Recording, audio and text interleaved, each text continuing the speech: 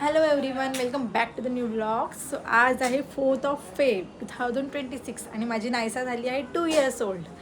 So आता आम्ही तिचा घरी बर्थडे करणार आहोत. तुम्हाला आधीचं ब्लॉगमध्ये कळेल, आम्ही आधी गेलो होतो विहांग विहारला आणि तो खूप सारी मजा केली. तिथे नायसाचा बड्डे पण केला आम्ही आणि आता घरी करणार आहोत फॅमिलीसोबत.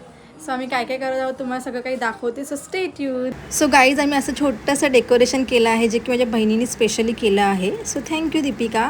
आणि ह्या बघा नायसाची फ्रेंड्स, तिचे सगळे गार्डन ग्रुपचे फ्रेंड्स आहेत हे आणि अजून पण येत आहेत. तिचे सगळे गार्डनला जी रोज जाते ती इव्हिनिंगला, त्याचे तिचे सगळे फ्रेंड्स बनले आहेत.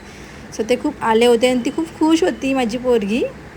आणि सगळे फॅमिली मेंबरसोबत आम्ही बड्डे सेलिब्रेट केला होता. बिकॉज जास्त कोणाला बोलवलं नाही, बिकॉज सेकंड बड्डे होता. पहिला बड्डे आम्ही मोठा केला होता, म्हणजे माझ्या सगळ्या फॅमिलीला बोलवून. आणि हा सेकंड बड्डे होता. आणि नाईचू बघा कशी खुश आहे.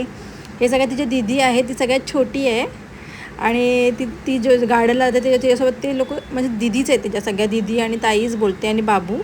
आणि अशा प्रकारे तिचा मी बड्डे केला. आम्ही तिचं सगळ्यांनी ऑक्शन केलं. आणि आमच्या बाजूच्या 3-4 काकींना आणि आम्ही घरच्या घरीच आम्ही नायशू बाबूचा बड्डे केला. आणि हे बघा नायशू बाबू कशी केकला बघते आहे. ती बघते की कशी लाईटिंग पेटते आहे. तिला केक खूप आवडला. ती बघतेच आहे की कुठनं लाईट पेटते आहे, कुठला प्रिन्सेसवाला केक आहे.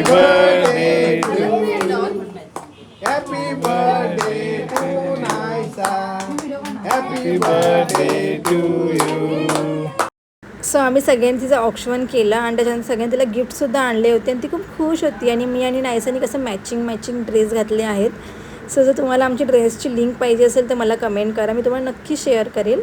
आणि त्याच्यानंतर आमच्या बाजूच्या काकींनी, ती नायसाच्या आजीनी, सगळ्यांनी मिळून नायसाचं छानपैकी ऑक्शन केलं. तिला चांगले ब्लेसिंग्स दिले. आणि तिचे फ्रेंड्ससुद्धा होते, ते सुद्धा नायसाला क्लॅपिंग करत होते.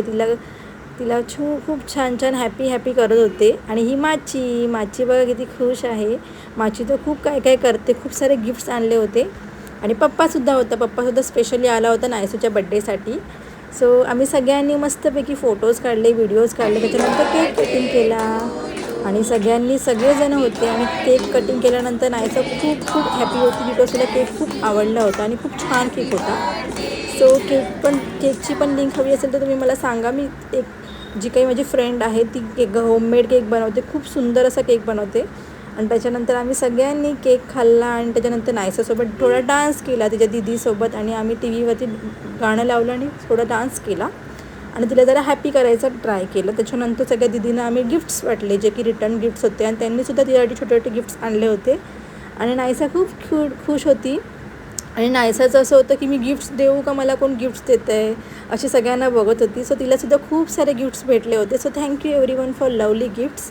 आणि अशा प्रकारे आम्ही नायसाचा घरच्या घरी छोटंसं असा बड्डे केला. आणि सो हॅपी बड्डे नायसा. अशीच खुश राहा आणि अशीच मोठी होत राहा.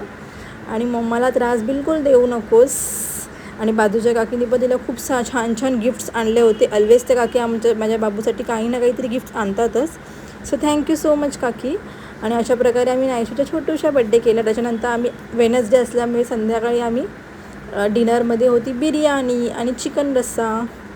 सो ते आम्ही व्हिडिओ केला नाही आहे. सो अशा प्रकारे आम्ही नायसाचा बड्डे केला. तुम्हाला जर व्हिडिओ आवडला तर लाईक करा, शेअर करा, सबस्क्राईब करा. बाय.